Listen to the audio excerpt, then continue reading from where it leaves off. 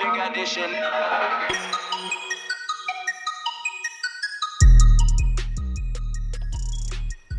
Hey guys, what's up? It's your girl DJ Shar And Dangerous. it is your boy DJ Big Bopper here. How's it going? Hey, happy Wednesday after Thanksgiving. Oh, Bob, we got to talk about Thanksgiving. So, okay, how was your week? It was great. I got to see my mom. I got to hang out with my family for a long time. I brought home about 12 pounds of food, so I'm pretty much sure, fed that's how it's until I go done. home for Christmas. So Absolutely. yeah, no, it was pretty dang awesome. I went shopping with my mom. Went to Marshall's, got like everything done in one place because they have everything. And that was pretty much it. I just hung out with my parents a little bit. We went to bingo. I lost. My parents won a lot. I was like, cool. I was like, I need it, but all right. Yeah, right. I need the money more than you guys, but okay, thanks. Cool. Thank you. So what about Next. yourself? Mine was good. I've only been home, that was the third time I've been home this semester, so it was good to be able to go home. Yeah. We always do this thing at dinner where we sit down and while we're eating, we go around the table and say what we're thankful for. And of course, I, got a little teary-eyed because, I told him, I'm thankful for my family. I'm thankful that I, got to come home. I haven't got to come home a lot, so I'm thankful I got to come home and see you guys. I'm thankful that I get to walk across that stage in May. I'm just thankful for so many things. Thankful for my co-host. I'm thankful for my co-host right here. And so, but it was a good experience. It was a lot of fun. I had some good fun at home. Had some crazy adventures, but it was a good time, and I'm glad I got to go home. But I'm glad to be back. My dad said we were going to go to Topgolf because I've never been to Topgolf. Always Really? wanted to go to Topgolf. Me and my roommates go sometimes. You'll have to go with us. Well, thanks for the invite. You've got it now. But I've always wanted to go to Topgolf. My dad said, yeah, we'll go to Topgolf. I forgot my clubs. I left. I got to Waco, and I was like, I know I am missing something. I have that feeling. And I was like, oh, God. I forgot my clubs. I was like, well, it's way too late to go back now. Honestly. And that's all my dad needed to hear. He's like, oh, guess we can't go. I was like, well, crap. You can use their clubs. I know, but he doesn't. He's a pro. He doesn't want to. Nah, he didn't want to. He didn't want to go in the first place. He only went because he was only going to go because I wanted to go. And when I forgot my clubs, he's like, "Oh, it's too late." Whoop! Just kidding. That sucks. Well, Bob, it is a new day. It is a new week, and you know what that means. It's time for your song of the week. That is so, right. What is your song of the week this week, Bob? All right, so it's going to be a very, obscure band. Nobody's ever heard of them. I'm just kidding. They did the soundtrack to Tron Legacy. Personally, one of my favorite films, like sci-fi films. I loved Tron, and I like all the updated graphics and visuals they did it for it. And then since they wrote the entire soundtrack, they just made it this. It just really makes the movie because it just puts you in that place like that you could see it. So we're gonna go ahead and we're gonna take a little bit of a listen to it.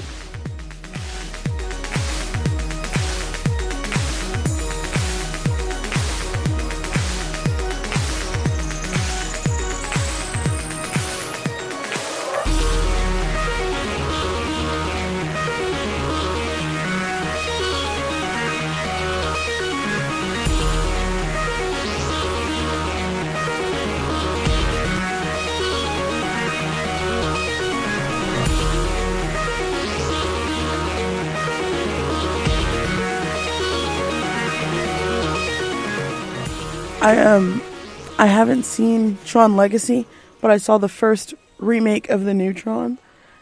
Is it Legacy? Yeah, that's Tron Legacy. So, because there's another one out too, right? Well, there's Tron, and that's like from the 80s. Yeah. And that's the original. That's where Flynn goes in, and he gets kind of trapped there, and he has to escape with Tron. Tron is his best friends and his avatar inside of the what they call the system, because they go into computers. Yeah. So that's the first one is the original Tron. He remakes it, and in this one it follows his son, hence the legacy part. So this one is his father when he was little, like it disappears. And yes. Okay. Then I did see this one. yeah. So I mean, do not go back. You do not go from this one to the old Tron. It's you can only go from the old Tron to this one. No, it's just like the graphics and everything. You're just like, because you got to remember it's in the 80s, so it's mean for the time that it came out, top of the line, like amazing. Yeah, but like now it's like. It's all that. I was like, man, I love Tron, so I went back and I watched it. I was like, ooh, that's a lot of nostalgia talking because it was hard for me to make it through it because I was like, man, the concept's good. It's just like, dang, it's kind of hard when you're blessed to have like Avatar and all these other like crazy CGI ones, like all these Transformer movies, and you go to like the old Tron, you're like, or old their last Starfighter movies like that. Well, I watched not that horror movies they're not on the same levels like sci-fi movies and stuff like that with CGI, but you know, I mean, but they've greatly improved. So I watched Friday the 13th, the OG, the original Friday the 13th, right? And then watched Halloween. No, it was Halloween that I watched, I guess. No, I watched Friday the 13th is the one I'm talking about, because I watched Halloween and then I watched the new one. But I watched Friday the 13th, and like, I mean, I know they were probably good for the time, but like, so bad. Like when she gets stabbed in the neck, like you can tell that was like a mold that's like full of red liquid that when you stab Plus it, you can kind of tell like their acting is kind of not the greatest. Well, you're talking about like a horror film. Well, I guess it's kind of sci-fi, but The Thing, like the old The Thing was like, but the new The Thing, dude, I haven't seen it yet. It is terrifying. Awesome. Oh, yeah, it's good. It's just like. See, I love sci-fi movies too. I walked into the living room last night and Kristen was watching Would You Rather, and I was like, oh, have you seen it before? And she was like, no, but I read the plot, so I know what happens, because she always reads the plot. She knows the plot twist and the spoilers or whatever. So does she, so I'm guessing she doesn't watch M. Night Shyamalan movies?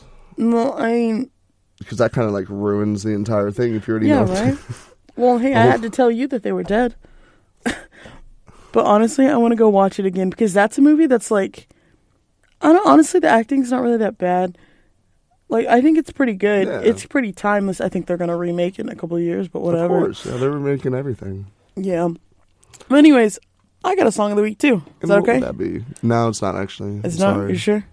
So, it's by the band All Time Low. That's why it's not okay. No, look here. Okay, so All Time Low has been around for so long. Like, this was like, All Time Low was like grungy stuff that you listened to in like middle school. Like, no, like... Dear Maria, Count Me In. Like, Katie knows what I mean. And so I guess our little edgy scenes were just a little bit different. I wouldn't. We were different ages too. Well, I'm just saying. Honestly, I came out here to have a good time, and I feel so attacked right now. But anyways, All Time Low was like, well, they were like a really like a heavy rock band. And they still kind of are, but they were like grungier music back then. Okay, yeah. But now, like, they're showing up on the rock charts. And just take a listen.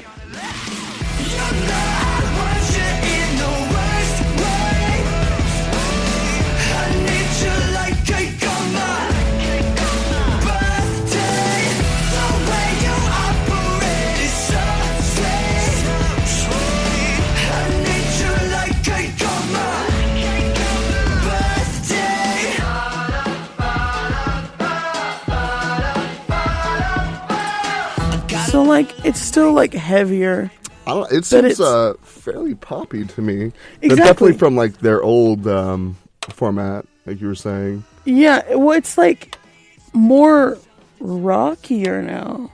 I don't know. That doesn't make any sense. My song of the week next week, I already know what it's going to be because I wanted to have two this week, but I couldn't. But basically, like, every week when I'm looking on the rock charts, like, of music to, like, send out to put in the station, rock used to be so hard because it's, like, what qualifies as rock, you know what I mean? Like, what is rock? Like, well, where's that line of rock and pop? Technically, rock encompasses just about every genre in America other than, like, EDM and stuff. Like, rock, because rock technically covers some hip-hop, R&B, definitely blues, like, jazz, all that. Well, that's what I'm saying, but it's like, we're a classic rock, we do alternative, we do popular rock, so it's like... Yeah. Hard to like find that line, but like And I think in Lance's head, like, where he goes, like, okay, this is rock enough for us, is like, if they have a band. Like, we play the 1975, and that's more like indie alternative, Yeah. but, like, they actually do have a band Yeah. and they're playing instruments, so it is rock-ish, you know? It's more rock than some other stuff, than some other vibey stuff that this song might sound a little rock, but, you know, it's just a hard line to get to. Yeah. But this song, like, actually is pretty rock, and I was like, and it's not like All Time Low isn't rock, but you know what I mean? Like, it's just like they matured up a little bit, like their sound grew up a little bit, and I like it a lot. So, which I know we got another Coldplay. Looks like they're going to be having something come out soon in 2019. They said it's going to be a lot different. So we got a lot of new like bands that have been around coming back and like trying to reinvent their like style to hit the new demographic. So yeah, and I just hope that with that they decide to kind of keep their, you know, old demographic in there too. Yeah. By the way, that song was called Birthday. I don't think I threw that out there. But so what do we got, Bob? all right, so we got a little bit about a little bit more on that Tekashi case. We got a little bit about Earl Sweatshirt, and if you haven't heard about him, you're probably too young. So Yeah, you're too young for me, bro. then we got a little bit on the Scottish comedian Kevin Bridge beating out Ed Sheeran on Ticket of the Year by Ticketmaster. Oh, wow. With a little bit of Miley Cyrus. It looks like she might be coming back on the scene. And then we also have a little bit of on our business side, we got something called Mixcloud. It's an audio streaming platform that we're going to talk a little bit about. Okay. So what about yourself? What do we have? Well, you know, of course, I got my sports news. I got UT and A&M games might become a law. The LSU A&M? Oh.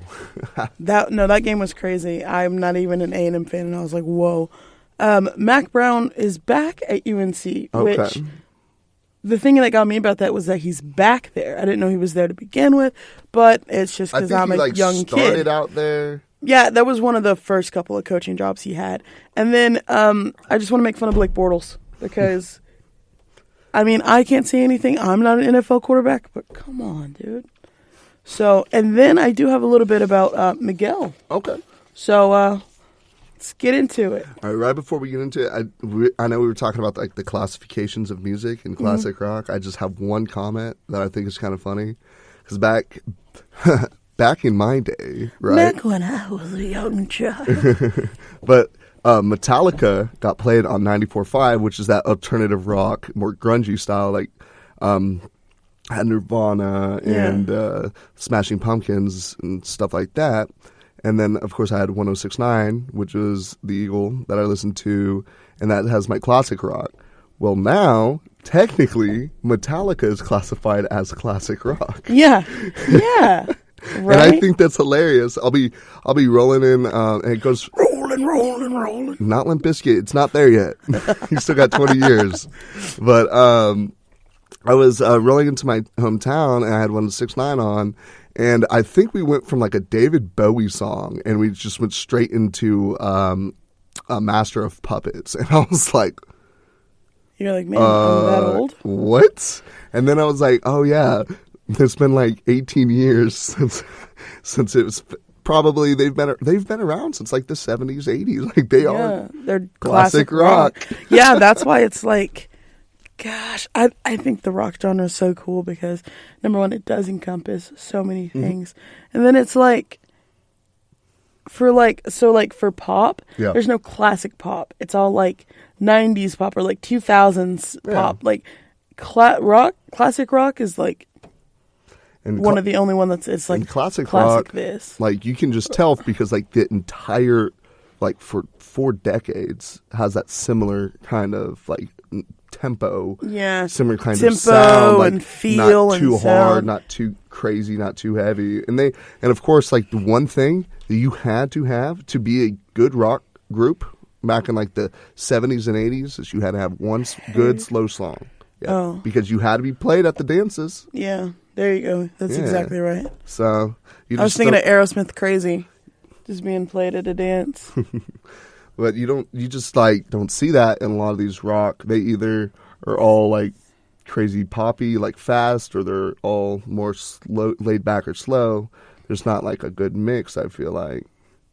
But Yeah, I it get seems that. we're seeing a lot of, like we were saying, a lot of these bands are reinventing themselves, like going back to the drawing board. So it's really interesting to see them, because you remember them on so many different kind of like Yeah. one level, and now it's like, you know what I mean? Well, yeah, like when I saw this song, like that it was like up on the charts, like to Send Out, I was like, all time low. I was like, I haven't That- heard I them was since I like- was in my angsty teen years. no, but really, because like, no, like I'm thinking about my like quote unquote angsty teen years, and like they've had some other stuff come out since then, but like nothing that's done super or well. Caught your ear. I'm Yeah, like, and you're just like, I remember listening to this and like hating everyone when you're like in middle school, and now I'm like, oh, okay, I can grow up with this song.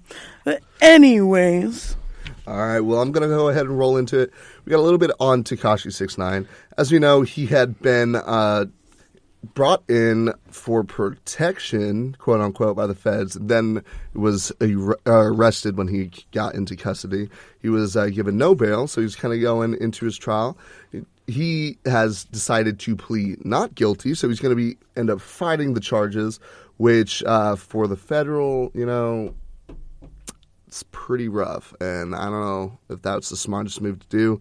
Like we had been talking, like the feds, if they are going to try to do something, they have something against you, they're not going to really want to waste their money, so they're probably like going to win. yeah, But they also said that they had somebody in his crew that flipped and was going to talk against him, and probably it has enough to put him away from life. That's according to the FBI. oh, So let's talk about it. We got Tekashi 6ix9ine, and it said prosecutors allege that he, along with 5 other men named in the indictment, are part of or associated with a violent New York City gang called Nine Trey Gangsta Bloods. Treyway. The charges, which were unsealed on Monday in the U.S. District Court of the Southern District of New York, included 6 counts against the 22-year-old Tekashi, whose birth name is Daniel Hernandez, and who's also known as 6ix9ine or Tekashi 6ix9ine. So, in the midst of all of this, there was a little bit of a leak of his new album on YouTube. Yeah, So they ended up, and this was yesterday, they ended up dropping the album and streaming online, because they're just like, well, if they're going to listen to it, might as well make money off of it, yeah, absolutely. So that dropped this Tuesday, so yesterday they ended up releasing Dummy Boy. So Have you listened to it yet? I have not yet. Lance says it's really good. I know it has 2 tracks with Kanye West, and then I think 1 or 2 with Nicki Minaj. I haven't even seen the track list yet, really, because it just dropped yesterday. I was so busy. But I'm probably going to do it either Friday or Saturday is when I'm going to sit down and probably listen to music after I get all my homework and stuff done. So, it's, I don't know, like, he's trying to fight it, and I think he should have taken the plea, because there's one of his charges is a 3 year, like 3 to 25. So, Yeah. I mean, if he could have taken a plea deal to do like 3 years, 5 years, I would have taken it. Yeah. Because, I think that well, like we talked about last week, he's a young kid, and I kind of think that he feels like he's a little bit invincible, and so I feel like he's gonna be like, yeah, I'm gonna fight it and I'm gonna win, and I mean, I guess we'll see what happens with that. We'll see how that plays out for him. Well- It's a bold strategy, Cotton. We'll see how this plays out. Well, he had said that one of the things they have to do is that Treyway is to prove that it's not association with a gang. It's just kind of like made up, because he did make it up, but they think it's part of the Nine Trey gang. Yeah. So, And see, I kind of think he might get away with it, because he did make it up, and he doesn't ever officially claim things, but see, but I do believe he's still he is still guilty by association, because he's associating with all these individuals, yeah, So that's why I'm like, I was like, you can't rap about saying you're killing people and all and this a part stuff, of this gang, and then be like, when they're like, oh, so you're kill people and you're part of a gang, and you're like, ooh, you can't be talking about that. Yeah.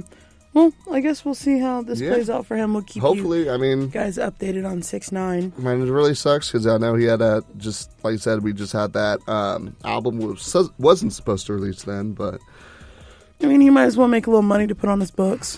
Mm-hmm, true. So we'll see if maybe he can write new material. Maybe he has a change of. Maybe he grows up too and has a change of outlet. He starts putting out some rock or some country music, or see. I don't know. We'll see. I'm curious to see how it's going to affect the music and see if it's going to change it in any way. Me too. So we're going to go on to Earl Sweatshirt. So Earl Sweatshirt is calling himself a surviving child star in a press release announcing his new album, Some Rap Songs, and it's going to be coming out November 30th. So I wonder what's going to be on that album. Do you have any idea? I'm excited for this. I like Earl Sweatshirt. This is something that I also used to listen to when I was, I don't know, I don't want to say an angsty kid or whatever, but I was kind of an angsty teenager or whatever. Yeah. I remember early high school listening to Earl Sweatshirt and Odd Future, or listening to Earl Sweatshirt, Tyler the Creator, and Odd Future. Wolf gang, kill them all. But anyways, so I'm kind of excited. I'm excited that he's coming out with new music, and I like the name of the album because it's so vague. Some rap songs. Yeah, so I'm assuming that we're gonna have some country on it, a little bit of classic rock, maybe some jazz. I think he'll throw in some light jazz. We're gonna have Americana for sure. I think there's gonna be a country song featuring Willie Nelson. I would die. I mean, that's what's gonna happen. I'd be about it. I'm not even gonna lie. I would be about that. That would be enjoyable to you. So we got Some Rap Songs. This will be coming out November 30th, and like you were saying, that angsty-ish. I was like, yeah, I definitely can relate to that. It's definitely Earl Sweatshirt, Tyler the Creator, Wolfgang, Odd Future. So definitely understand that. But he said it's not a label typically applied.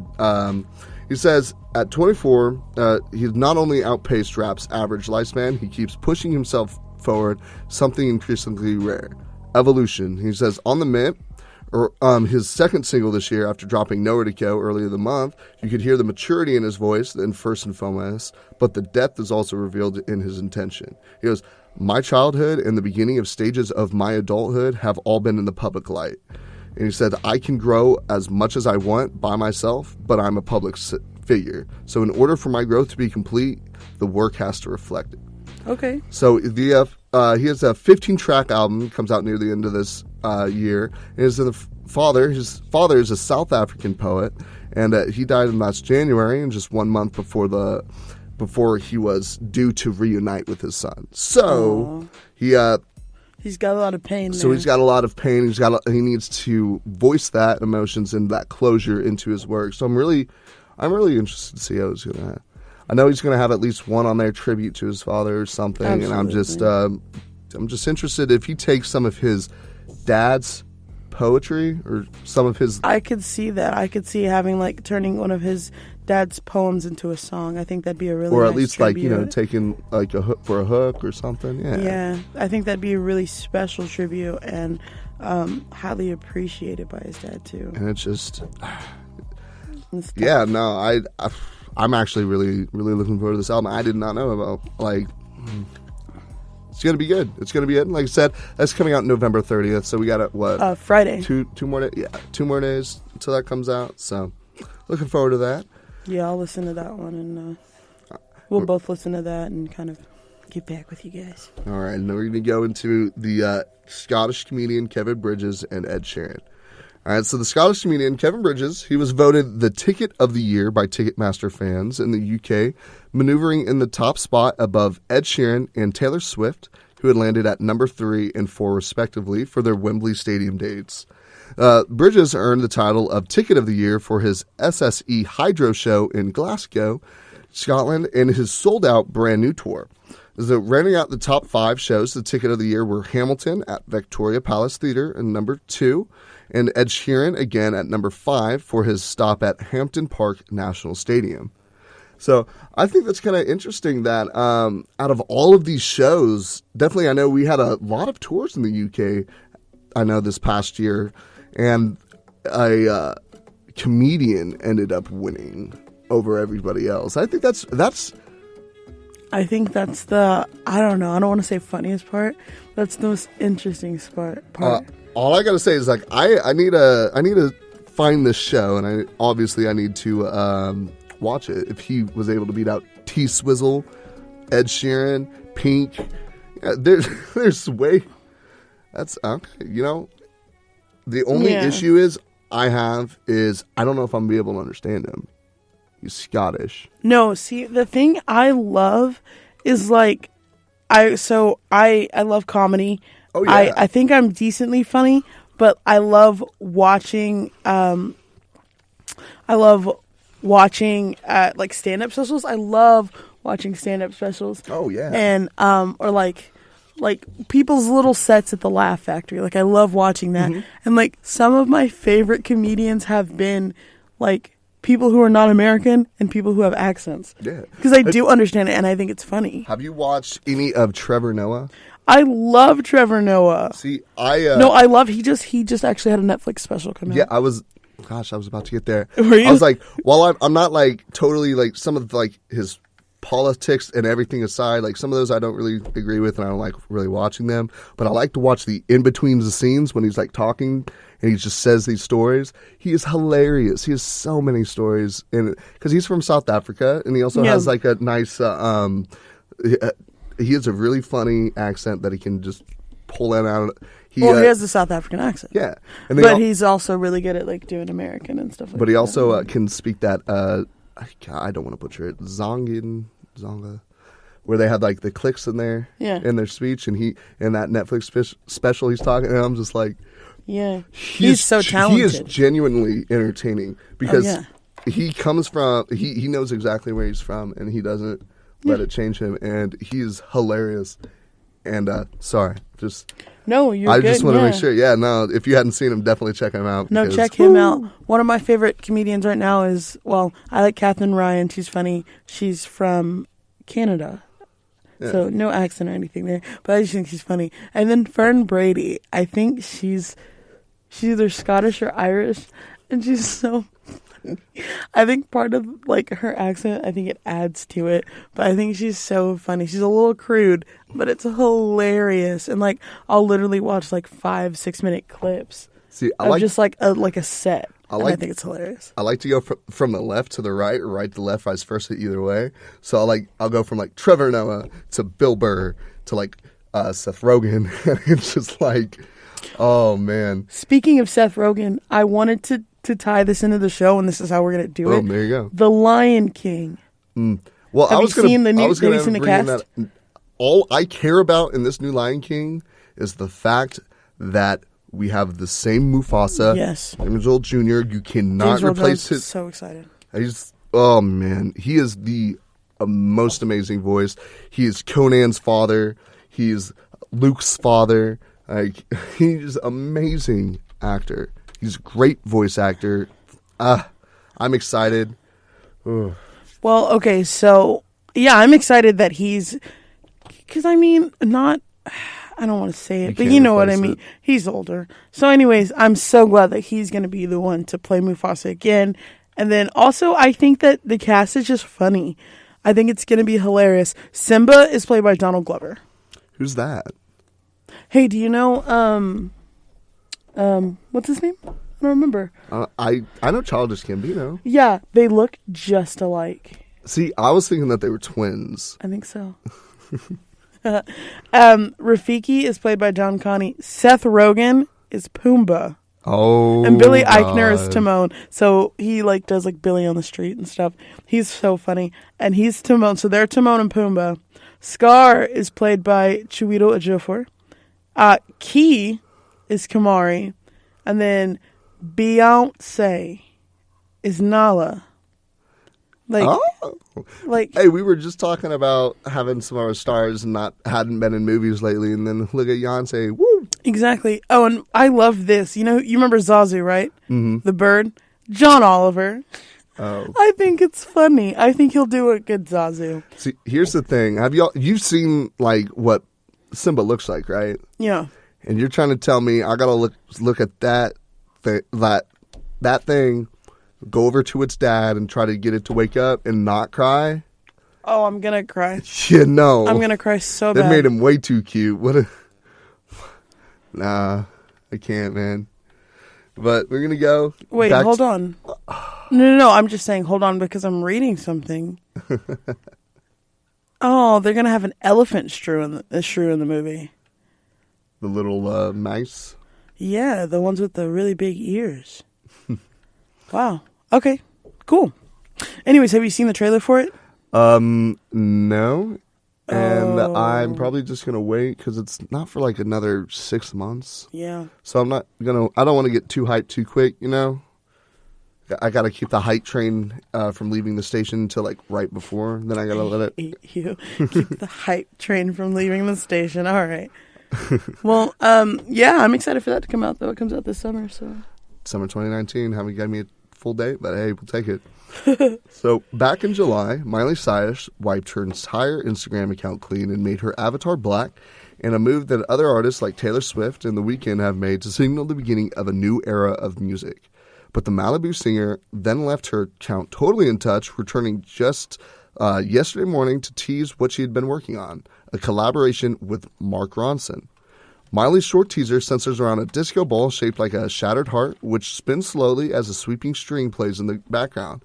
She also tagged Ronson in the post and confirmed that the track's release date by captioning it 11/29. See, another thing coming out on Friday.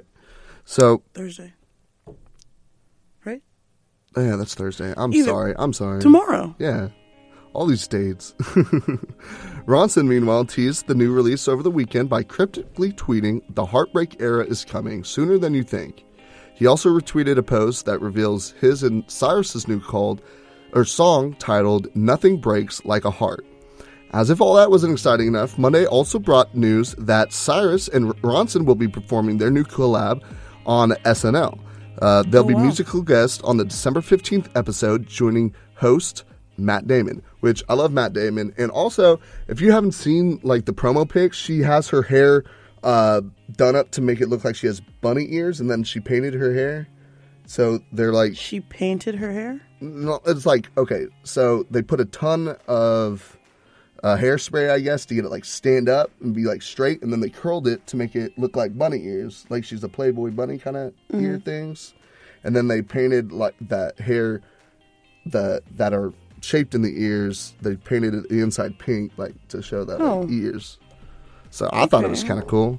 I thought it was really cool, actually. Interesting. But we don't know much about Nothing Breaks Like a Heart yet, but back in June, Ronson called it one of his favorite songs while posting a pic of him and Cyrus. To put things into perspective, the super producer has helmed such massive pop albums as Amy Winehouse, Back to Black, Adele's 19, and Lady Gaga's Joanne.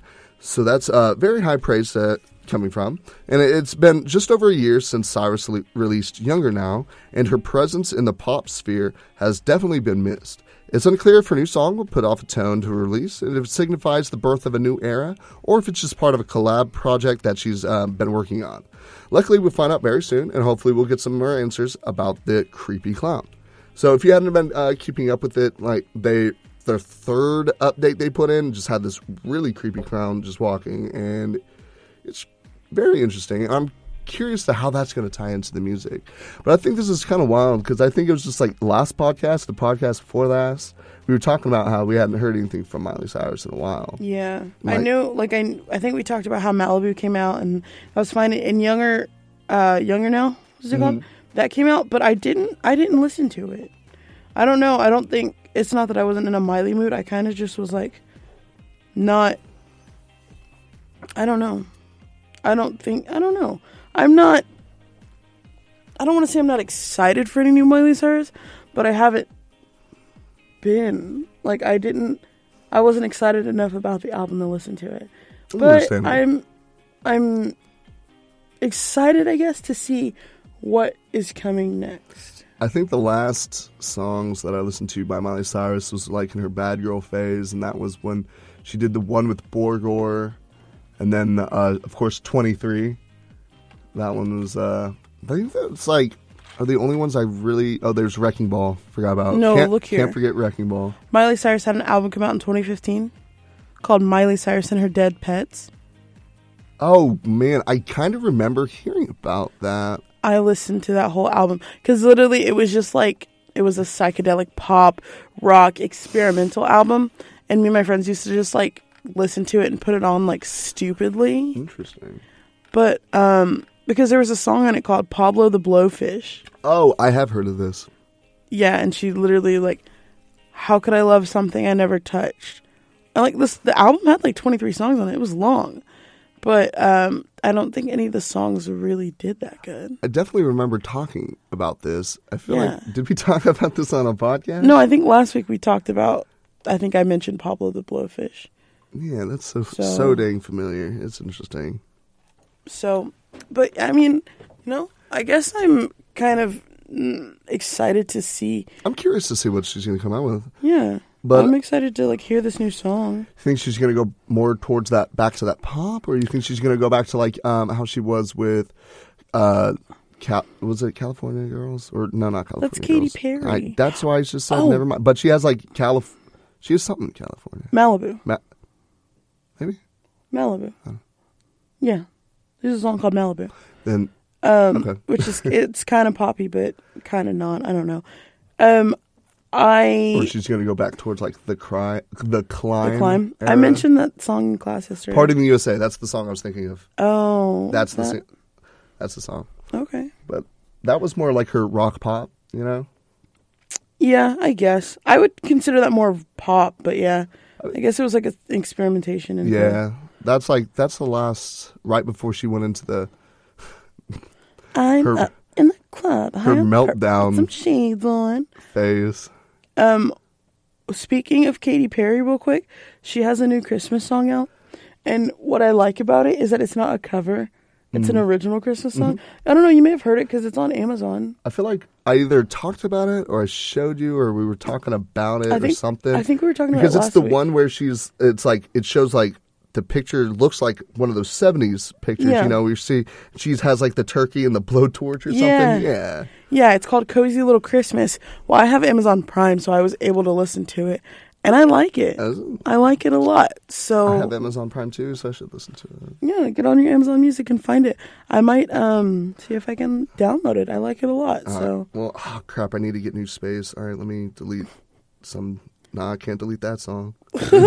Yeah, that's usually how it goes. That's why I just love Spotify so much, because I can just keep all of my music on there. I don't ever have to get rid of it.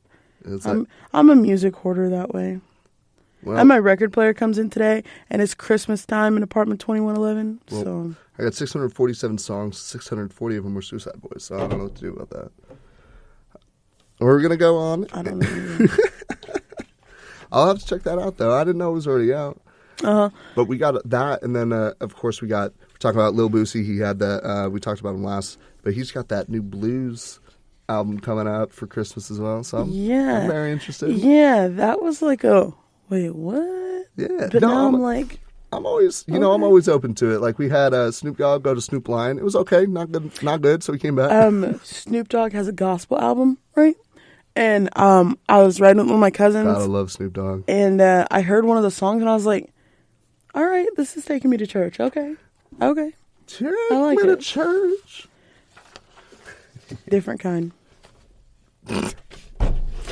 Anyways. Okay. All right, so we're going to go into a little bit of the business side. We talked about Mixcloud. It's an audio streaming platform, and the Merlin Network has signed a multi-year direct licensing agreement. It was announced yesterday, on Tuesday, November 27th, and the agreement was between two companies bringing independent labels and Merlin's recording artists into the mix, alongside with Mixcloud's recent agreements with Universal Music Group and the Warner Music Group. The agreements have come together in an effort to ensure that all underlying right holders receive royalties when their music is played as part of Mixcloud's current streaming music options, as well as the upcoming subscription service. So, looks like Mixcloud is one for more like the indie artists, like more that don't have labels to go into, and they're like fighting to make sure they get their money and their royalties and their dues. Look, when you were talking, the whole time I just heard SoundCloud. Mixcloud. No, but it just sounds just like SoundCloud. Except that, what, they're going to get paid? Look, yes. Okay. They're no longer have SoundCloud rappers. We're going to have Mixcloud artists. Okay? Oh. Oh, you fancy, huh? So one's for like, our trap rap, one's for our pop rock, That's going to be such a line now. Nah, baby, you ain't got to work. Nah, I ain't no SoundCloud rapper. I'm on Mixcloud. I get Man, that. I get that direct deposit every month. I just think it's nice because this is mostly like, from what I've read about it, it's mostly just for like the independent, like smaller artists, bands that don't have labels, Yeah. And they're trying to help protect them against like the big music groups. I'm in it. I'm into it. All right. I think that. No, I was gonna say I think it's a really good idea. I think it's about time with what we were talking about with how Spotify might start doing this, where they allow artists to just stream directly, Right. and they get all their royalties and they get paid. It's just good to see these that they're trying to look out for the little guy, Exactly. Because definitely, I mean, music's hard to get into. It's hard to get successful at. It's hard to make a living Trust off me, of. I know. So every little thing helps. So it's really good to see something happening. I'm going to go into this little bit of our international music law news, I guess. I don't know. We got EDC in China, which if you don't know what EDC is, it's Electric Daisy Carnival, and it's an EDM mega festival thing. We have one every year. EDC, I believe, is in Vegas or Nevada. I know, and it's yeah. I know what you're talking about. It's literally like in the I think it is in Nevada. It's in Nevada because it's like in the desert, and then people go out. It's and huge. It's like, it's huge, and they have some of the best artists. I know they always have a impressive lineup. So, well, China warns DJs against bad language at the risk of detainment. So as we know, China is still a communistic country, so a lot of things are censored, a lot of things they can or cannot do there. So I don't want to say like bad language is kind of like a part of music, but it is part of the culture of music. I get that, but I also disagree, and I think we need to kind of move away from that. Because I don't think... Okay, but you also must understand, like, China's bad language, like, what there is, encompasses a lot more than cuss words. No, I know. But I really think, like, we kind of need to stop... I don't know. Music is about expression, That's and what I I'm saying. understand It's that, about, and I like, get that. emotions and feelings. But I think that, like, okay... I get that, but I think that sometimes it goes a little too far. And I'm not going to say specifically rap music because rock music does it too. But I think specifically some songs are just too... You don't have to always rap about F that B word in the blank and do this and that and that. You know what I'm saying? It doesn't have to be that graphic per se. So I don't know. I'm not going to take China's side at all, but I see where they're coming from. I mean, I see where they're coming from, I guess. I mean, yes and no, because like you said, it is an expression. Like, definitely a lot of artists, like you think of that you listen to when you're angsty, grungy music. Like it's a lot of pain in there. What they're trying to express, a lot of their emotions and pain, and sometimes that's what it takes to like kind of express that, Yeah. So, I mean... Yeah, but at the I same definitely time... understand, like, I'm not saying, like, just drop the F-ball, like, Well, with that, I think sometimes also the context. Like, the context of some songs is, like, unnecessary. I agree. So I don't know. I'm not gonna say I agree with him, but I 100% agree. see Like where they're going. I can see what understand they're to an doing, extent, and- but like detainment. yeah. I think Because they're not allowed. You're for just it, not but- allowed to express like your feelings or emotions in China. You're not allowed to express your political opinions. You're not allowed to express You don't have a political religion. opinion. Yeah, true. You're just the Communist Party only. There's like a list that I was reading through. It was like, of course, you can't say anything like negative or condescending about like communism or anything. Of course, obviously, nothing against China. Nothing like different things. Nothing into a political. Nothing about religion. It's just there's just lists, and it's just like. Some people like that's what they do. Like some people are deeply religious, and they put that into their music. Like, Yeah. so I don't know. I can understand the censorship, but I do not agree with it since it's by the government to keep their communistic agenda. I feel like. I get what you're saying. Like if it was like truly like if it was like, hey guys, like no cursing, got it. I understand. But when they put so many different things, it's almost like they can't say anything. Luckily, EDM has almost 0 to no lyrics, so they don't got to worry about that. But I don't know. I just think that's kind of wild. We're going to go into my last music story. It's going to kind of tie in with a little bit else that we talk about. We got the 4 biggest gainers on the U.S. pop radio today. We have number 1 is High Hopes, and that has 183 million plays. That's Panic at the Disco. Mm-hmm. And we have Thank You next. Ariana Grande. And that's around 176 million. Okay, and High Hopes came out months before Thank You Next, so it's going to surpass it, number 1. Yeah. Number 2, the music video for Thank You Next, we don't know when it's coming out, but there was a teaser trailer coming out, and we already know that it encompasses Mean Girls, Legally Blonde, and Bring It On. That's what we know from the interactions on Twitter, that she's Gabrielle Union has interacted with Ariana Grande on Twitter about this. So did Reese Witherspoon. The teaser trailer is it's like 47 seconds. And basically it's instead of like that part in Mean Girls where they're all like sharing like secrets and stories about Regina, it's about Ariana Grande. And so Ariana Grande is Regina George? Yes, Confirmed? pretty much. So the guy who played Aaron Samuels back then, he's in it now, right? And he goes, Ariana Grande told me that my hair looks sexy pushed back. Hey, so this kind of sounds a little bit like what Drake did, bringing the entire Glee cast. Degrassi, yeah. Or that's what I meant. Yeah. I don't know why I said Glee. Yeah, exactly. But it's going to be... I watched 21 Jump Street. It's going to be pure nostalgia, and I'm so ready for it. Gosh. And we don't know when it's going to coming out. Literally, at the end of the trailer, it just says coming soon. So, you don't know. But coming soon comes out 2 years. Hey. Honestly, though. Time is relative. It could be out right now. It's true. Honestly, I'm just like checking my YouTube, because I cannot. I know I'm going to watch this at least 4 times. But I'm so excited for it. I think, I hate to... I'm a dude, and I'm not that excited about it. No, I hate to say it, but I kind of do like Ariana Grande. See, and it's like, I don't know. I like her music.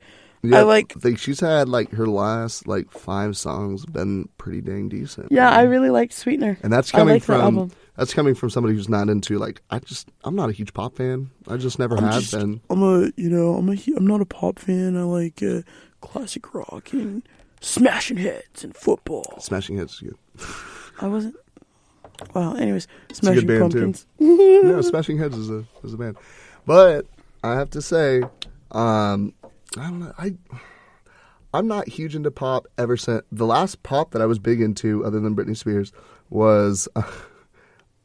I guess Lady Gaga is technically pop. Yeah. Okay, you know what? Maybe I do like a little bit more pop than I think. You know what? I'm gonna say it.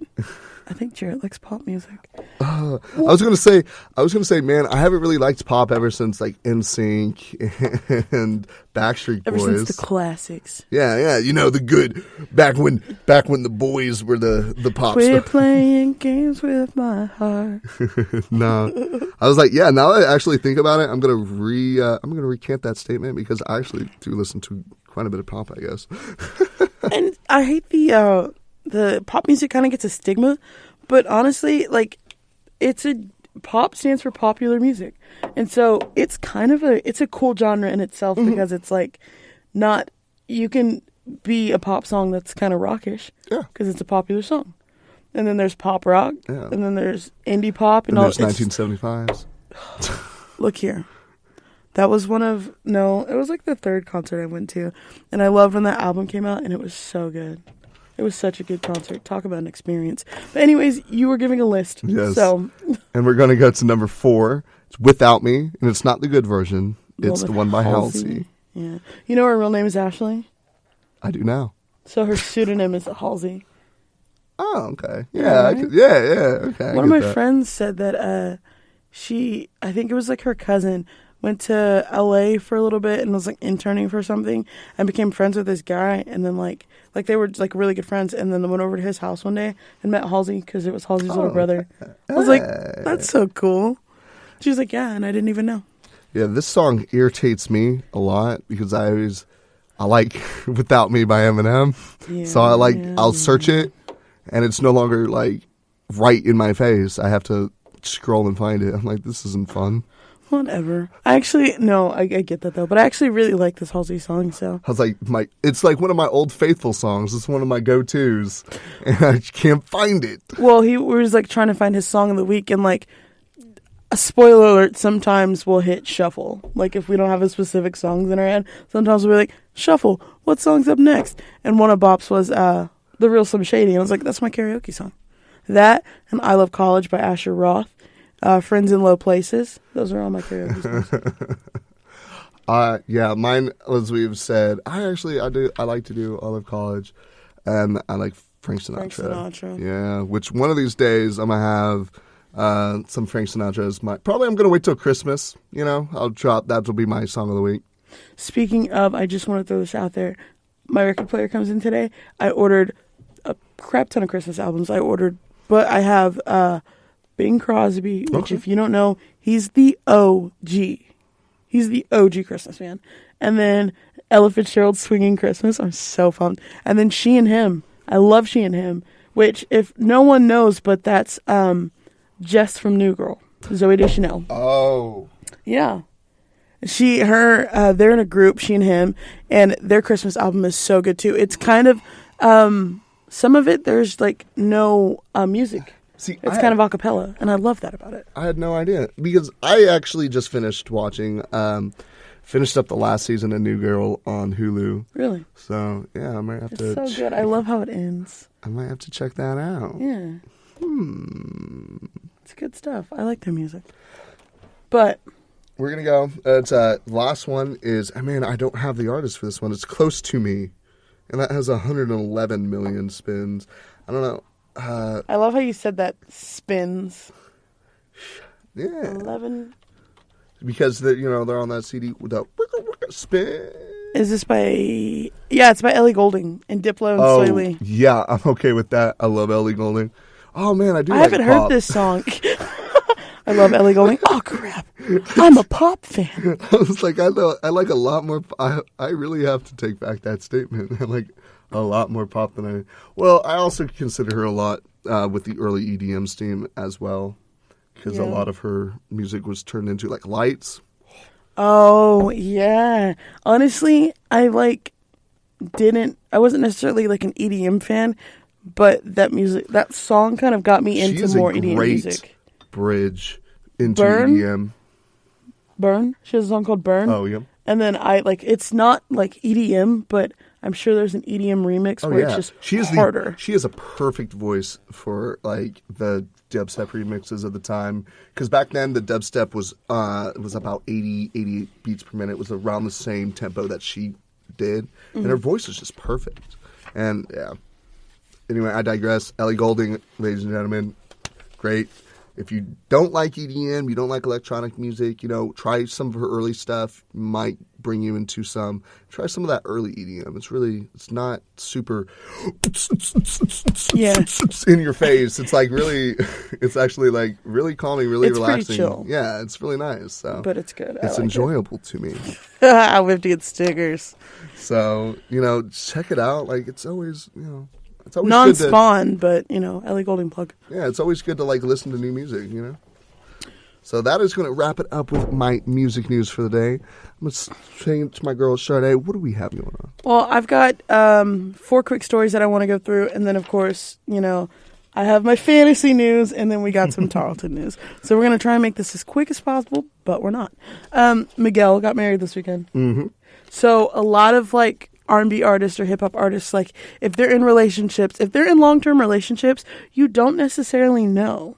Like unless you like creep their Instagrams or stuff like that, you wouldn't necessarily know. Like we know about a lot of the younger ones who have, I don't want to say have flings, but like have like a 2-year relationship and then break up and then be in another relationship and then break up. But Miguel and his girlfriend Naz, they've been together for 13 years. Yeah. And so they got engaged in 2016, and they got married on Saturday. Awesome. Wedding was beautiful. Reception was in and out. They were engaged for 2 years? Yeah. That would be a long time. But see, honestly, and a lot of people think that, but and I don't want to be with someone for 13 years before I get married. But then again, I think it's kind of it's do you thing because they were together for so long. Yeah. And it's not. I think that at that point, it's like. In their minds, they are married, Yeah, I was about to say, like, at that point, like, okay, they had that engagement for 2 years. I was like, it truly is last chance. Like, I was like, you have no reason to back down for after 2 years. And not everyone wants to get married, and that's valid and okay. Some people just want to be in a long-term relationship. Marriage is a piece of paper. And I mean, I know there's a lot of legal stuff behind it, like too, taxes. And a lot of legal benefits and taxes and stuff. Me, personally, like, I feel like I'm more going to get married for for all the benefits. I love you, but the benefits, though? Yeah, hey, it's like, hey, girl, I'm trying to get this student loan. It says I need a spouse. Like, hey, there's tax benefit. No, right? If we're married, we get cheaper housing, right? Yeah, it's like, those loans we can co-sign. My credit is great. Yours is bad. Like, look, we'll make it work. But, symbiotic relationship. I hate you. Hey, don't worry. You can live in your own house. You don't even have to see me, all right? Yeah, just need to make our appearances. I just need that guest bedroom and we're good to go. But yeah, they're so excited. And everyone's excited for them. Yeah, that's awesome. Because that's finally after 13 years of being together. Yeah. Finally, like. They're man and wife. And like I said, I'm pretty sure they felt like they already were anyways. Yeah, I feel by, what is it? Common law, common I think, law is like 5 years. Yeah, so they're like for 5 years. They're almost 3-time common law. So, exactly. Yeah. So, and then me and Bob are both football fans. We're both. Yeah, accurate. Yeah. Which I need to make one thing before it becomes a thing. Apparently, LSU started walking on the field when the band was still on the field. Apparently, they did. Apparently, how dare they do that to the Aggie band? One of my friends from high school that's in band was freaking out about it on Facebook, and I was like, because it's rude. No, legitimately, like think about it. Like, no, I get it, but like as long as they don't interfere, it doesn't matter. To me, it doesn't matter because. They're not on the field for all of halftime, number one. So, like, if you need your practice, you can get your practice when they get off the field. The band literally travels to these, like, in high school. I don't know if they have band competitions for, like, college and for NCAA, but if they don't, the band is there for they have, like, a team. marching band. Yeah. Is a competition marching band. Yeah. Do they have for college, though? Because I know they do for high school. I would assume so, yeah. I don't know, though. It'd have to be. They don't. It doesn't have to be, is the thing. And so band is a spirit organization. And so that spirit, you're giving that spirit organization their time to be on the field and cheer for their band. When was the last time you went to a football game without a band? How boring was it?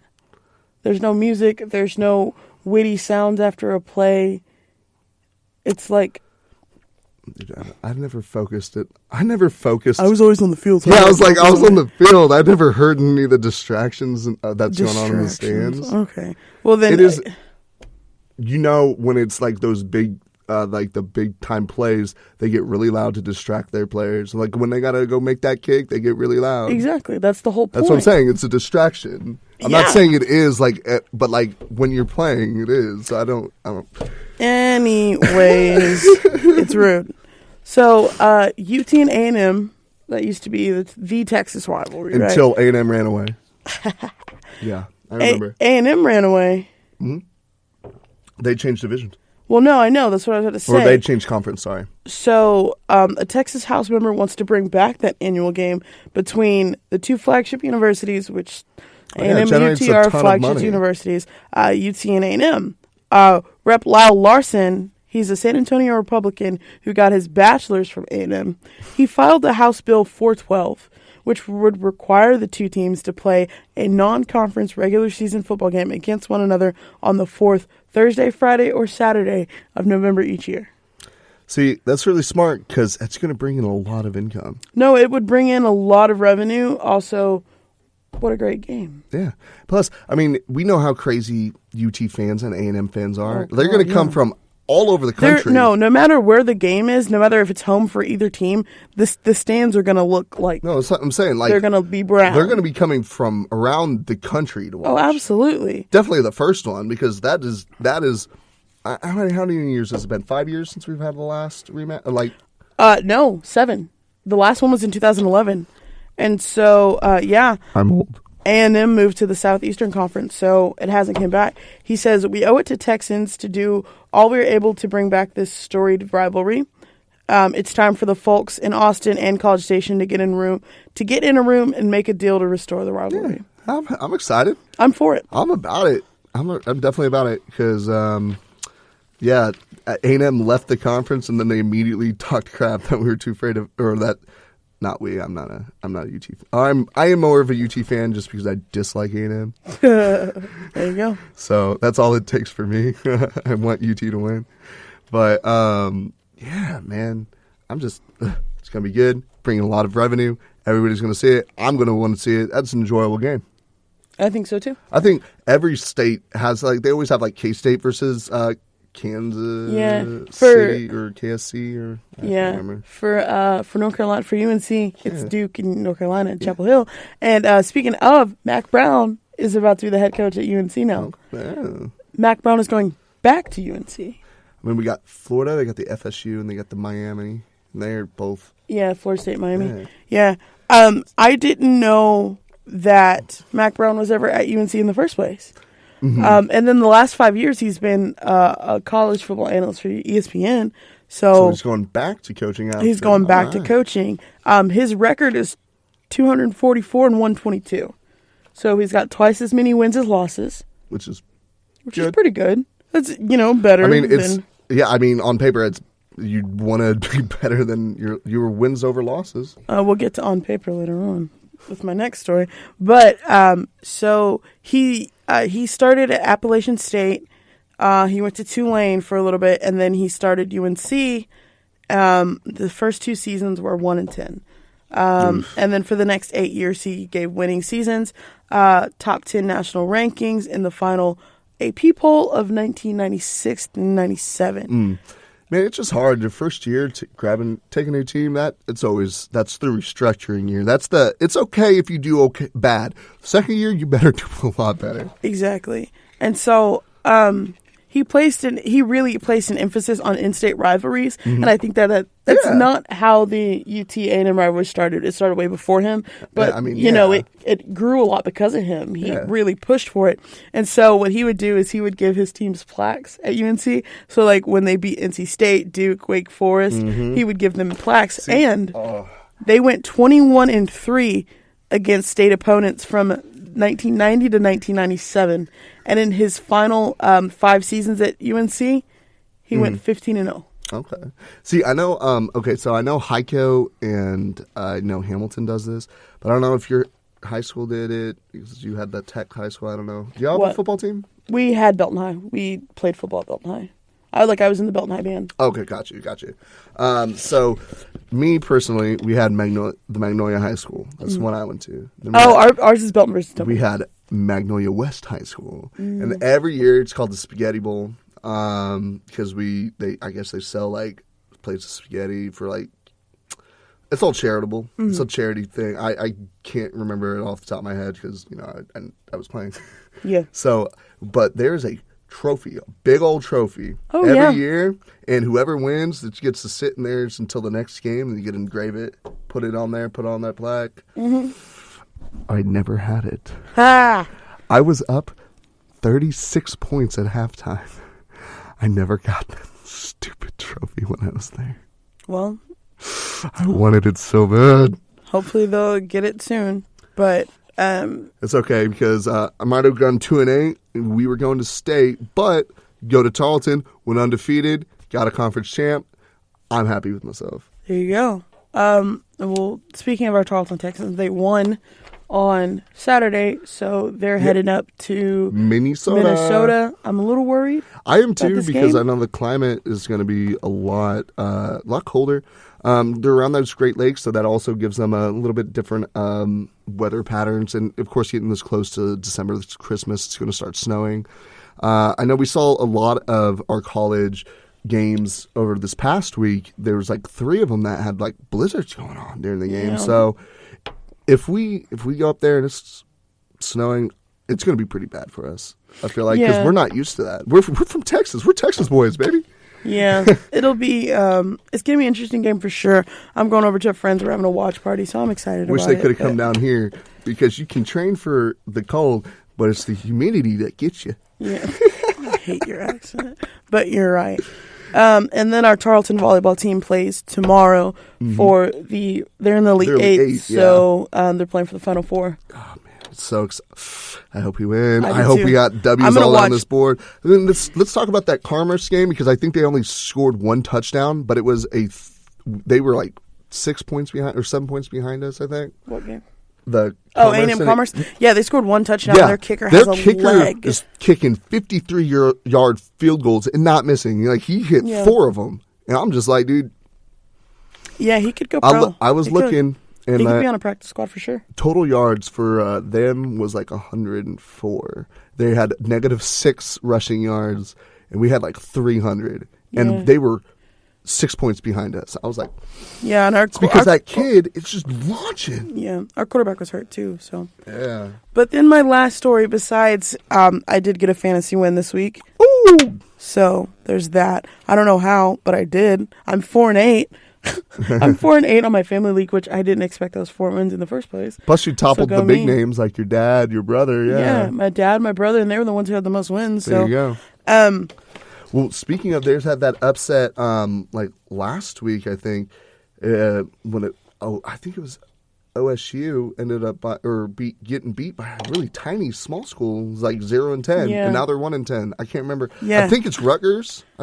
Was it Rutgers? Because I know they're not a small school, but their program might not be doing that well. they were 0-10 going into it. Now they're 1-10. Go them. So I was like, huh. Well, speaking of low records and NFL teams, Blake Bortles got benched. I wanted to talk about this because I think it's funny. Number one, I watched the show The Good Place, and which I just finished the last season. Bortles. I love when Jason says that. I think it's so funny because he loves Jacksonville. Florida fans will, they got their man. They thought. So they've lost. The same way with Romo. Yeah, but on paper, Romo was a good quarterback. Yeah. People may not have been bad. He didn't have a good line. He needed a line. He needed the line we have now. Mm-hmm. Yeah, he would have done a lot better. The Jaguars have lost 7 straight games, and they're not going to the AFC Championship for a second straight season. It's impossible. Which is the opposite from the Texans. We had 7 straight wins. I think we have 8 now. The Cowboys just won 2 straight, and we weren't doing too bad before that. Actually, as a matter of fact, we're division champs right now, boy. Oh, yeah, because we beat the Redskins, and we're tied with the Redskins, so we the win. Redskins were doing pretty dang good. I think they only have 2-3 losses. Oh no! I'm thinking 4. of the Chiefs. I'm thinking of the Chiefs. Never mind. Yeah, Sorry. no, the Chiefs are doing really good. Honestly, Pat Mahomes is killing it. But so in his one game, so Cody Kessler is who they've named as the starting quarterback. He went 21 for 30, 156 yards, 1 touchdown, and 1 interception. So his touchdown-interception ratio was 1-1. Also, these numbers sound like a high school quarterback to me. Yeah. Like a high school quarterback who's getting a lot of throws in. Like our college team did a lot better than this. You also got to think about like the caliber of athletes they're up against, though. I know, but still, like yard-wise, that's not a lot of yards. Throwing for that many yards, that's not a lot. A touchdown and an interception. That can just... And then... I mean, honestly, that's kudos to the defense. Yeah, but he's just not good. He's not bad, but he's really not... Well, Cody Kessler... I mean, he's not terrible. I watched a little bit of the game. I mean, he's slow, and his decision-making skills are pretty... He definitely missed a lot of openings, for sure. But. Well, so Blake Bortles, for this season, this is his season high. He was picked number 3 in 2014, right? Yep. He's completed a career high of 60.4% of his throws. That's not great at all. I mean, it's a D. It'll get you a degree. Yeah, barely. That will barely get you a degree. He's thrown for 2,572 yards, 13 touchdowns, and 10 interceptions. Ugh. So those are not good stats on paper. No. And so, like, the funniest part about this is, I love Twitter, and I love getting on Twitter.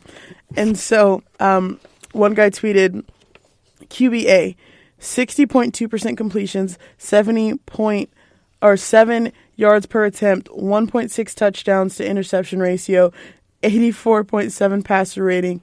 QBB, 60.4% completions, 7 yards per attempt, 1.3 touchdown to interception ratio, 81.9 passer rating. One of these guys reached a conference championship game a year ago. The other just had his offensive coordinator fired.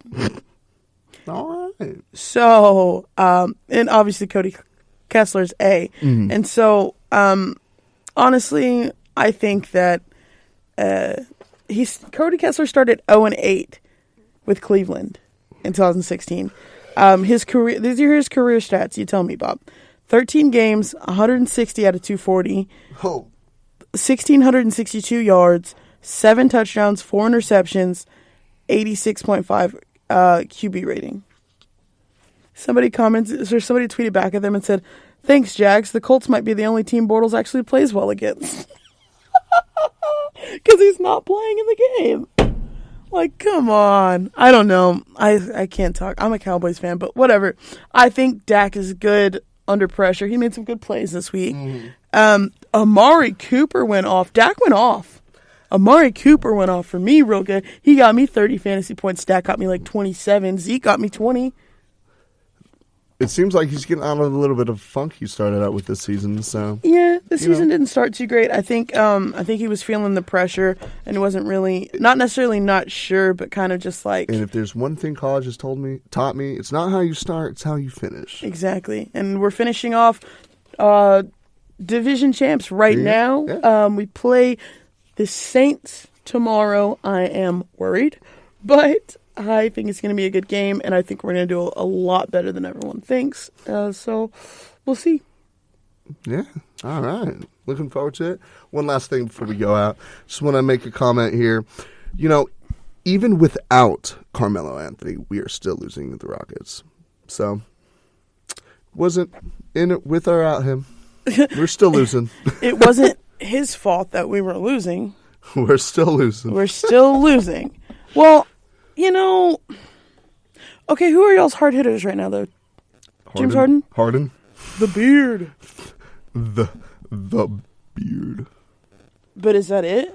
Yeah, I mean, it's kind of like we don't really have that much of our team synergy anymore.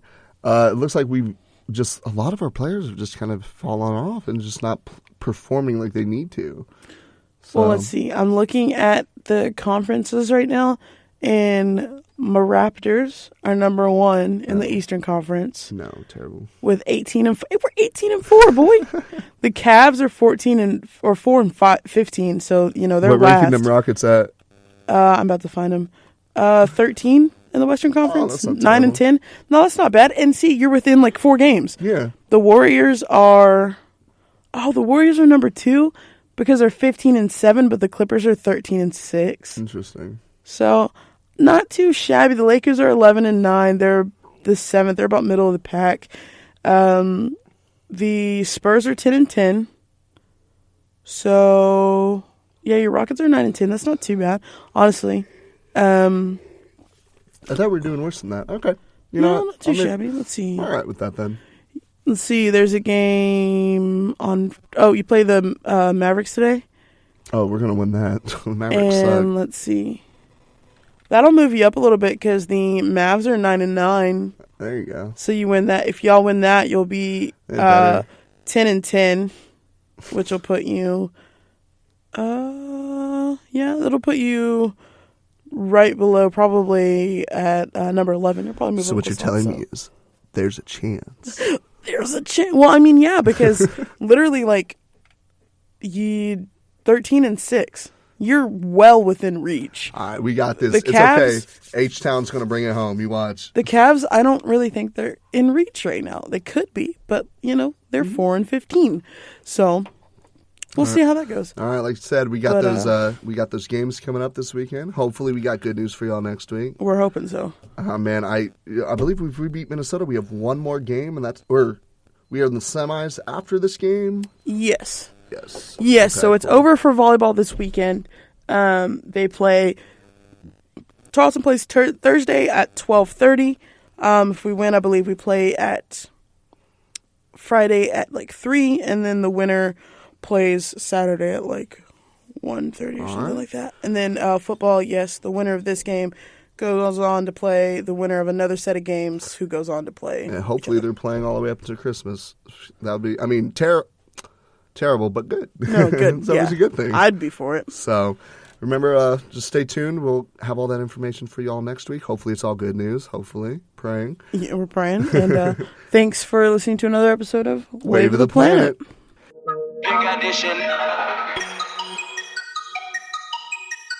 If you enjoyed the show, please rate, review, and subscribe for updates when new episodes drop.